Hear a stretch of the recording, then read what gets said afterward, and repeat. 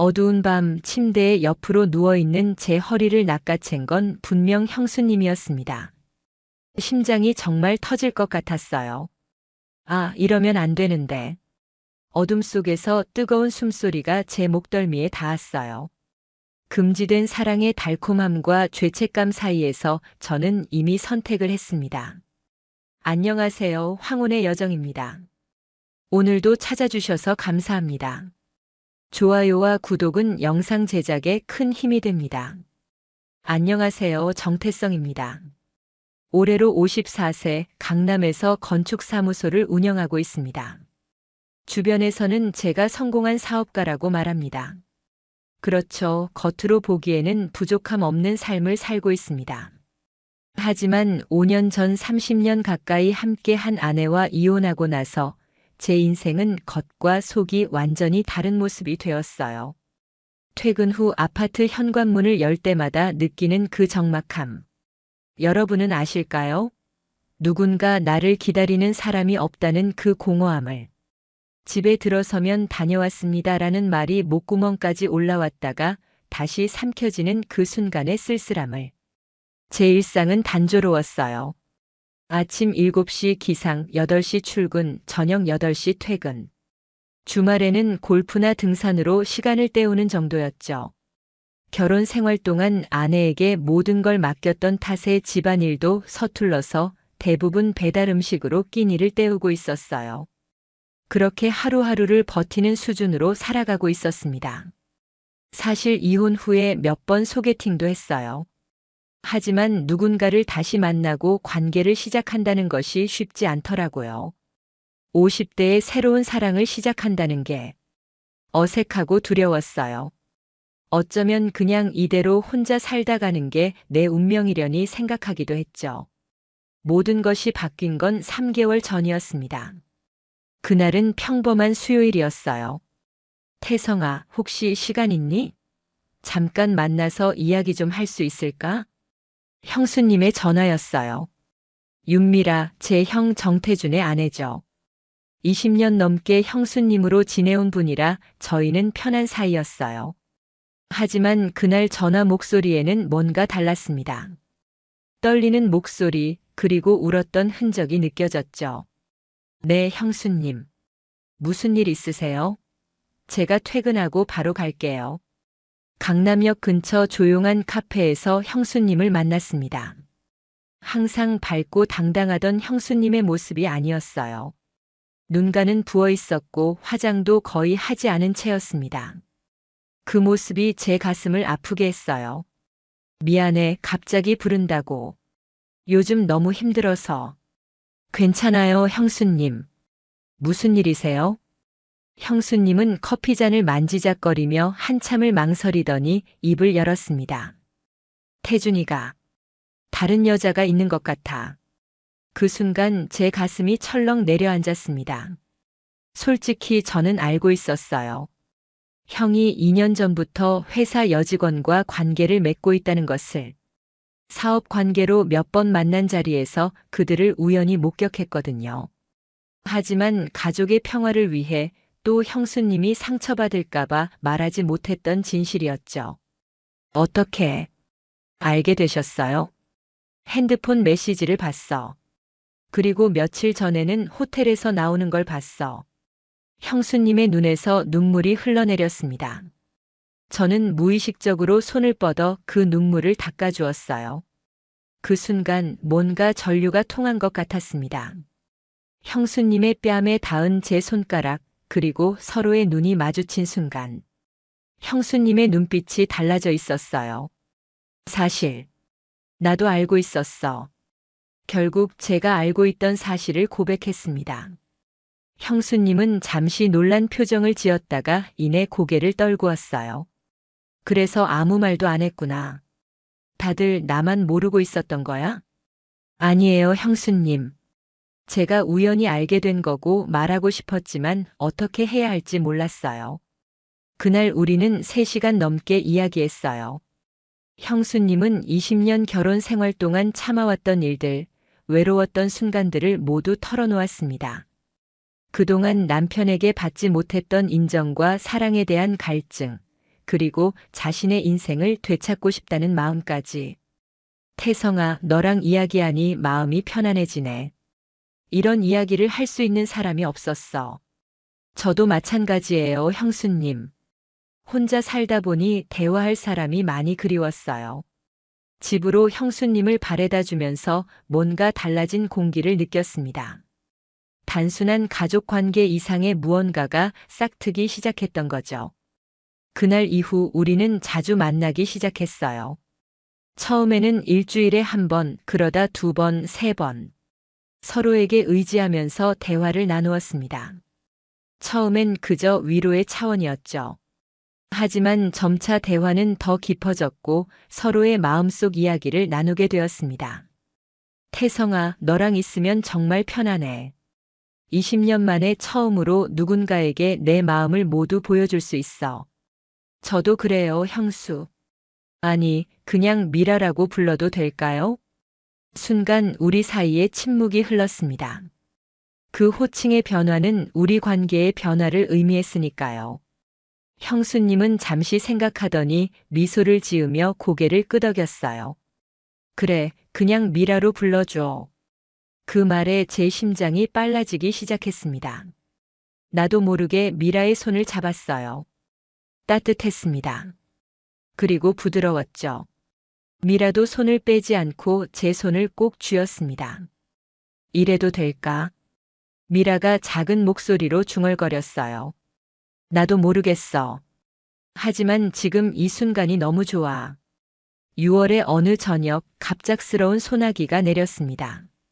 근처 카페에서 차를 마시고 있던 우리는 비를 피해 제 아파트로 향했어요.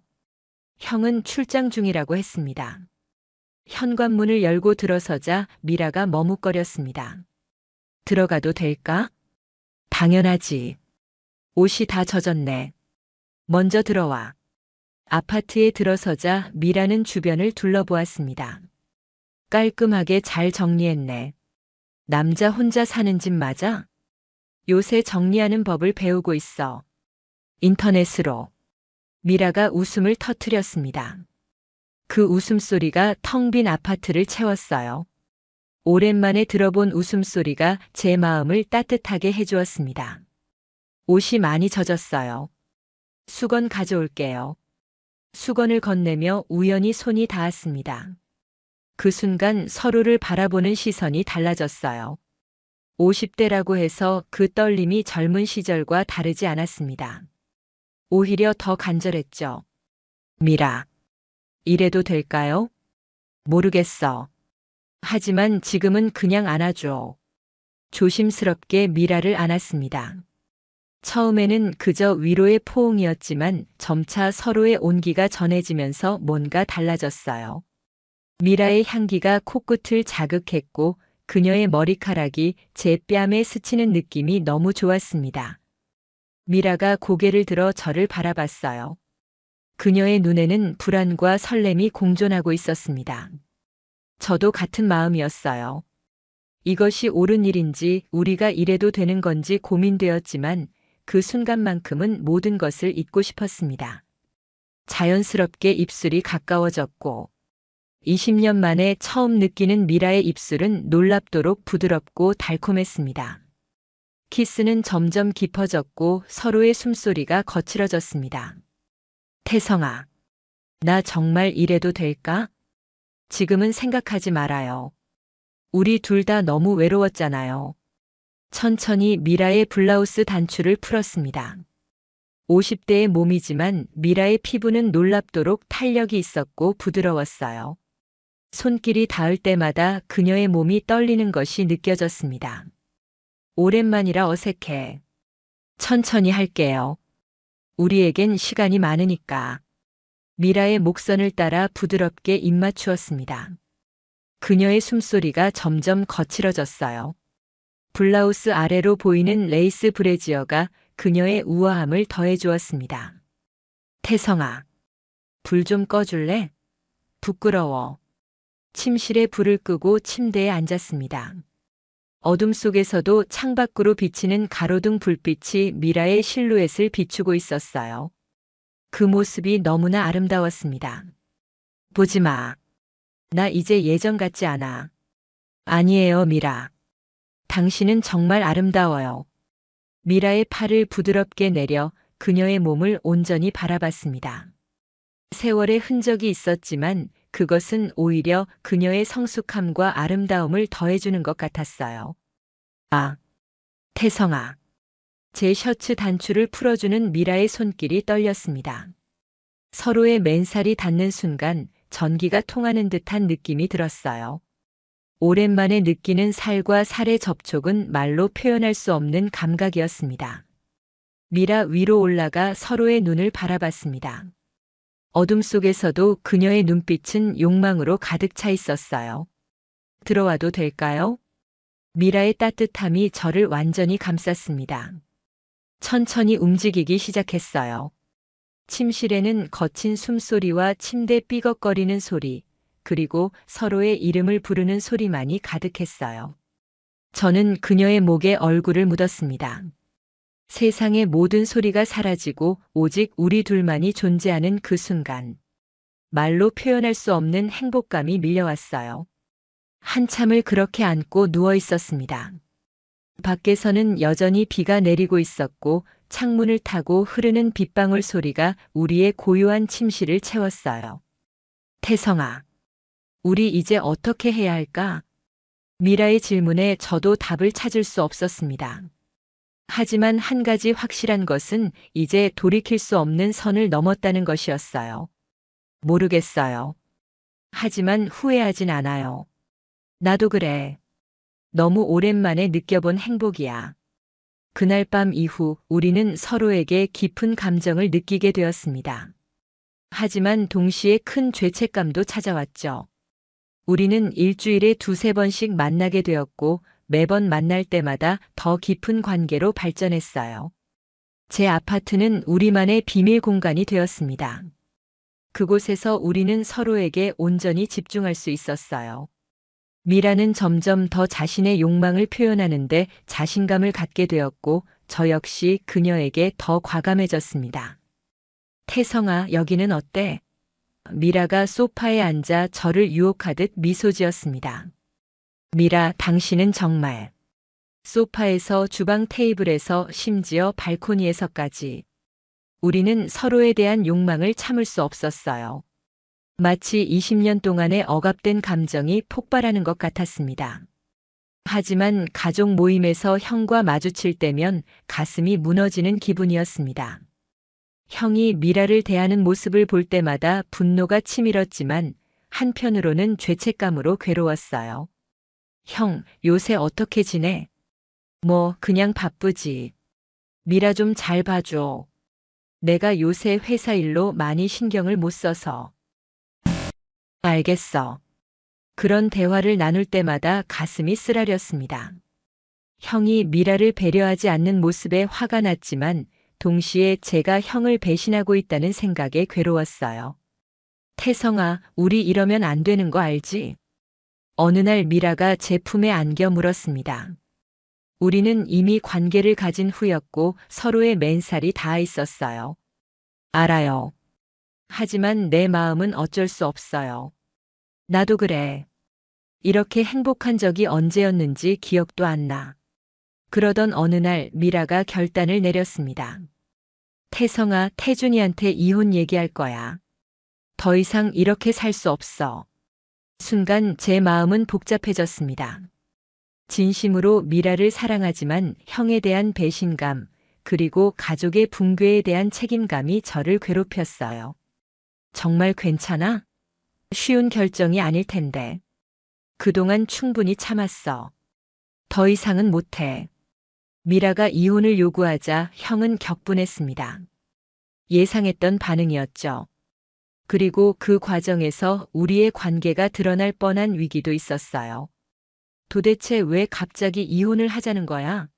무슨 다른 남자라도 생긴 거야? 형이 미라에게 소리치는 모습을 전해 들었을 때 제 가슴은 쿵쾅거렸습니다.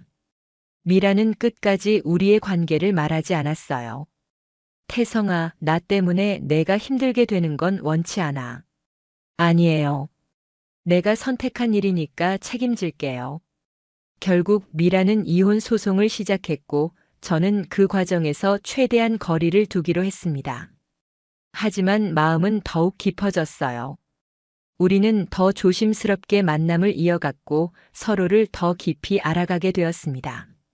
한 달이 지났을 때 예상치 못한 전화가 왔습니다. 형이었어요. 태성아, 술 한잔 할까? 오랜만에 형과 단둘이 만났습니다. 형의 얼굴은 한 달 사이에 많이 초췌해져 있었어요. 술잔이 몇 번 오가고 난 후 형이 입을 열었습니다. 태성아, 내가 미라를 많이 아프게 했어. 사실 다 내 잘못이야. 형, 알아. 내가 미라와 가깝다는 것도 알고 있어. 순간 심장이 멈추는 것 같았습니다. 형이 우리의 관계를 알고 있는 걸까? 목구멍이 바짝 말라왔어요. 무슨 말씀이세요? 미라가 많이 의지하더라. 내게. 고맙다. 안도의 한숨을 내쉬었습니다. 형은 우리의 진짜 관계까지는 모르는 것 같았어요. 내가 그동안 미라를 너무 소홀히 했어. 다른 여자에게 빠져서. 내가 정말 바보였지. 형의 눈에 눈물이 고였습니다. 처음 보는 모습이었어요. 가슴이 더 아팠습니다. 미라는 이혼할 생각을 굳혔나 봐. 내가 몇 번을 빌어도 소용없더라. 그랬군요. 태성아, 내가 미라를 많이 아프게 했어. 내가 그녀를 지켜줄 수 있겠니? 충격적이었습니다. 그 말은 마치 형이 모든 걸 알고 있고 우리의 관계를 인정한다는 의미로 들렸어요.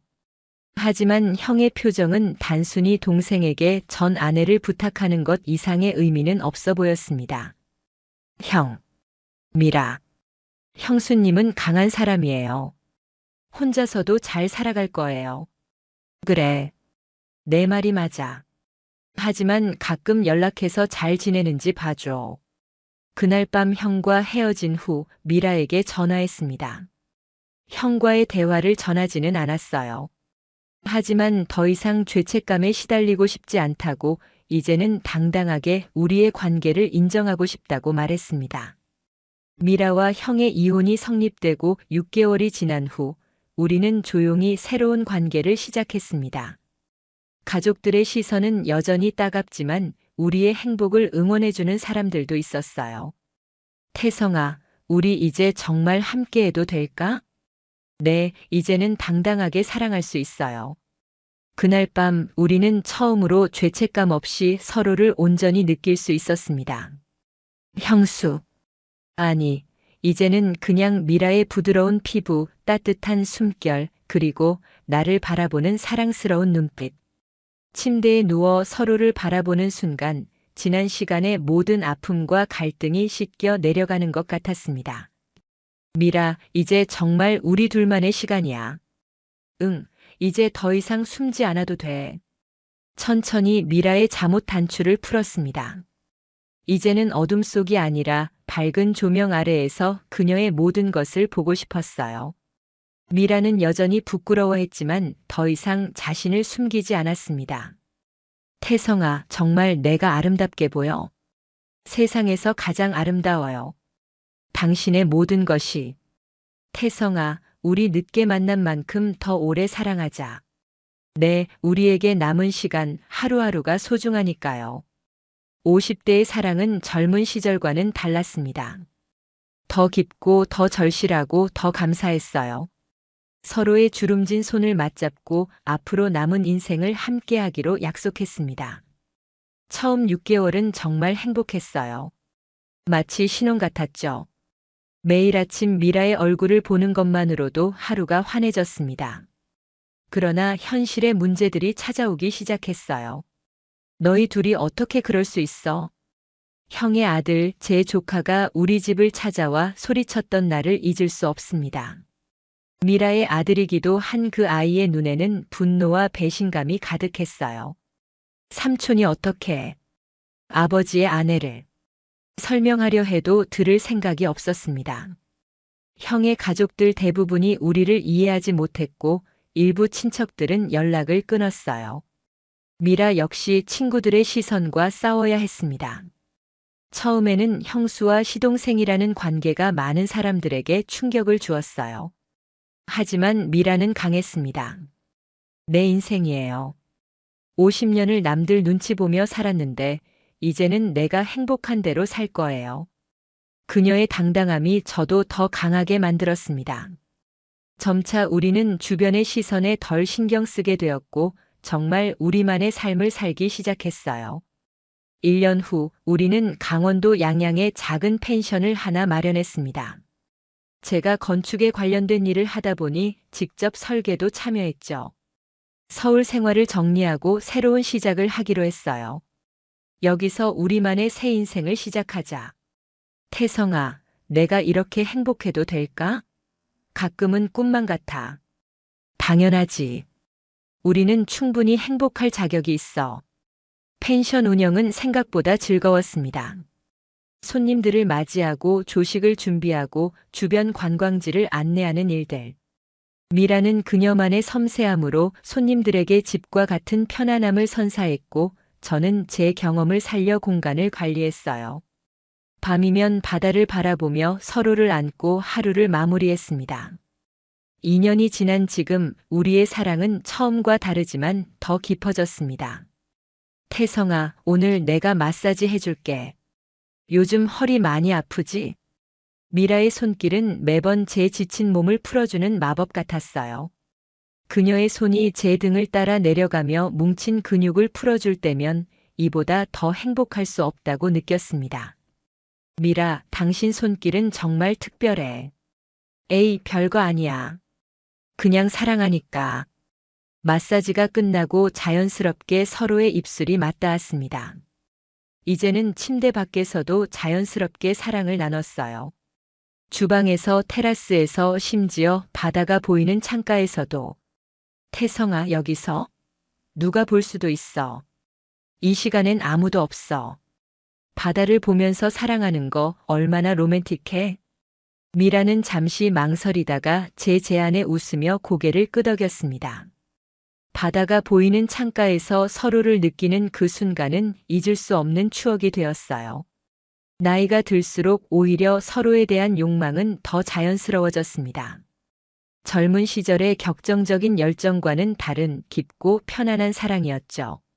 서로의 몸을 너무나 잘 알게 되었고 상대가 원하는 것을 직감적으로 느낄 수 있었어요. 태성아, 와서 안아줘. 그녀 위로 올라가 깊게 포옹했습니다. 미라의 몸은 여전히 작게 떨리고 있었어요. 그녀의 귓가에 속삭였습니다. 사랑해요, 미라. 나도 사랑해, 태성아. 이렇게 우리의 사랑은 계속되고 있습니다. 주변의 시선이 아직도 따갑지만 우리는 더 이상 그것에 연연하지 않아요. 우리에게는 우리만의 세계가 있으니까요. 우리의 사랑이 완벽하다고 말할 순 없습니다.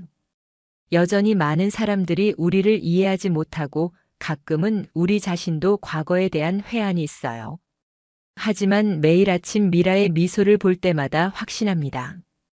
이것이 제게 주어진 두 번째 기회라는 것을.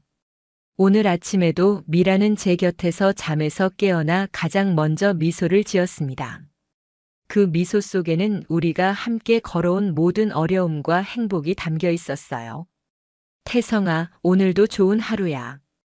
당신과 함께라면 모든 날이 좋은 날이에요. 여러분의 인생에도 때로는 예상치 못한 사랑이 찾아올 수 있습니다. 그때 두려워하지 마세요. 나이는 숫자에 불과하고 진정한 행복을 찾는 것은 결코 늦지 않습니다. 이 이야기가 여러분께 작은 위로가 되었기를 바랍니다. 구독과 좋아요 부탁드리며 여러분의 사연도 댓글로 남겨주세요. 함께 나누고 공감하는 시간이 되었으면 합니다.